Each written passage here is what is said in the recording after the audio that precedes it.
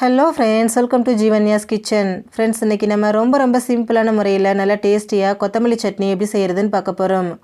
இது நீங்கள் இட்லி தோசையோட மட்டும் இல்லைங்க, ஒயிட் ரைஸோடு சேர்த்து பிசைஞ்சும் சாப்பிட்லாம். ரொம்ப டேஸ்டியாக இருக்கும். செய்கிறதுமே ரொம்ப ஈஸியான மெத்தடு தாங்க. இது எப்படி செய்கிறதுங்கிறத பார்க்குறதுக்கு முன்னாடி நம்ம சேனல் ஜீவன்யாஸ் கிச்சனை மறக்காமல் சப்ஸ்கிரைப் பண்ணி பக்கத்தில் இருக்க பெல் சிம்பிளையும் கிளிக் பண்ணிக்கோங்க. இந்த சட்னி செய்ய ஸ்டவ்வில் ஒரு பேன் வச்சுட்டு அதில் 2 டீஸ்பூன் எண்ணெய் சேர்த்துக்கோங்க. எண்ணெய் காஞ்சதும் இதில் 2 டேபிள் ஸ்பூன் உளுத்தம்பருப்பு சேர்த்துக்கோங்க. வெள்ளை உளுந்து கருப்பு உளுந்து எது வேணாலும் சேர்த்துக்கலாம். கூடவே 1 டேபிள் ஸ்பூன் கடலைப்பருப்பும் சேர்த்துக்கோங்க. சேர்த்துட்டு ஸ்டவ்வை மிதமான தீயிலே வச்சுட்டு வாசனை வர அளவுக்கு இதை நல்லா வறுத்து விடுங்க. பருப்பு வறுபட்டு நல்லா வாசனை வரும். இந்த அளவுக்கு வறுபட்டதும் இது கூட உங்களுக்கு எவ்வளோ காரம் தேவையோ அதில் பாதி அளவுக்கு வரமிளகாய் சேர்த்துக்கோங்க. நான் இன்றைக்கி 5 வரமிளகாய் சேர்த்துருக்கேன். சேர்த்துட்டு இது எல்லாமே செவக்கிற அளவுக்கு வறுத்து விடுங்க. பாருங்கள், நம்ம சேர்த்த பருப்பு மிளகாய் எல்லாமே நல்லா வறுபட்டு செவந்து வந்திருக்கு.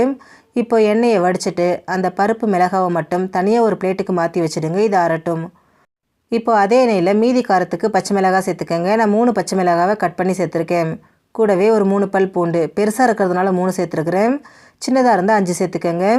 கூடவே 1 இன்ச் அளவுக்கு இஞ்சியை கட் பண்ணி சேர்த்துட்டு இதோட பச்சை வாசனை போகிற அளவுக்கு இதை நல்லா வதக்கி விடுங்க. இஞ்சி பூண்டோட பச்சை வாசனை போயிட்டு அந்த மிளகாவோட நிறம் மாறி வந்திருக்கு பாருங்கள். இப்போ இது கூட 1/2 கப் அளவுக்கு சின்ன வெங்காயம், கூடவே சட்னிக்கு தேவையான அளவு உப்பு, நான் 1 டீஸ்பூன் உப்பு சேர்த்துக்கிறேன். சேர்த்துட்டு வெங்காயம் பச்சை வாசனை போயிட்டு சாஃப்டாகிற அளவுக்கு வதக்கி விடுங்க. பாருங்கள், வெங்காயம் நல்லா வதங்கிட்டு நல்லா சாஃப்டாகி வந்திருக்கு. இப்போ இதில் மல்லி இலையை சேர்த்துக்கலாம். நான் இன்றைக்கி 1 கட்டளவுக்கு மல்லி இலையை வாஷ் பண்ணிவிட்டு கட் பண்ணி சேர்த்துக்கிறேன். இது கப் அளவுன்னு பார்த்தீங்கன்னா 2 கப் இருக்குது. கூடவே 1/2 கைப்பிடி அளவுக்கு புதினா சேர்த்துக்கிறேன். புதினா ஆப்ஷனல் தாங்க, இருந்தால் சேர்த்துக்கங்க, இல்லைனா ஸ்கிப் பண்ணிக்கோங்க. சேர்த்துட்டு ஒரு 2லேருந்து 3 நிமிஷத்துக்கு இதை நல்லா கலந்து கொடுங்க.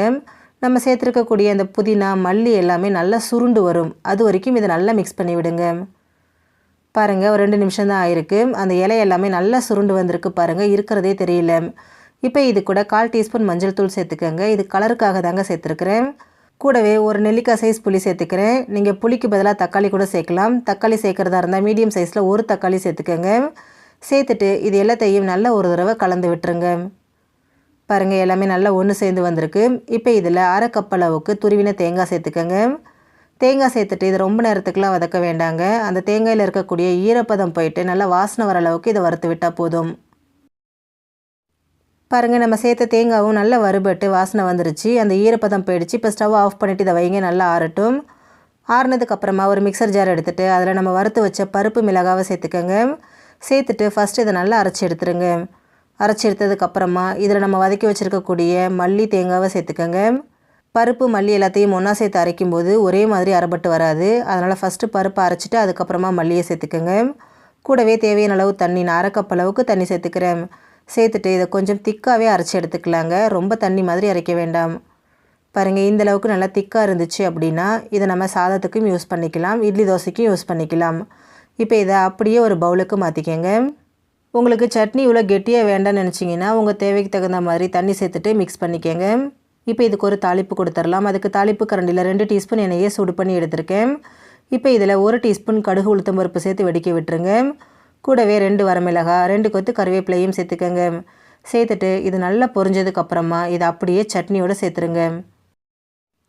இந்த சட்னியை நம்ம இட்லி தோசை சாதத்தை கூட வச்சு சர்வ் பண்ணலாம். ரொம்ப டேஸ்டியாக இருக்கும். ஃப்ரெண்ட்ஸ், நீங்களும் இதே மாதிரியே கொத்தமல்லி சட்னி செஞ்சு கொடுங்க, எல்லாருமே விரும்பி சாப்பிடுவாங்க. ஃப்ரெண்ட்ஸ், இந்த வீடியோ உங்களுக்கு பிடிச்சிருந்தா லைக் பண்ணுங்கள், ஷேர் பண்ணுங்கள், கமெண்ட் பண்ணுங்கள். ஜீவன்யாஸ் கிச்சனை சப்ஸ்கிரைப் பண்ணி பக்கத்தில் இருக்க பெல் சிம்பிளையும் கிளிக் பண்ணிக்கோங்க. அப்போ தான் நான் போடுற வீடியோஸோட நோட்டிஃபிகேஷன்ஸ் உடனுக்குடனே உங்களுக்கு வரும். தேங்க்யூ.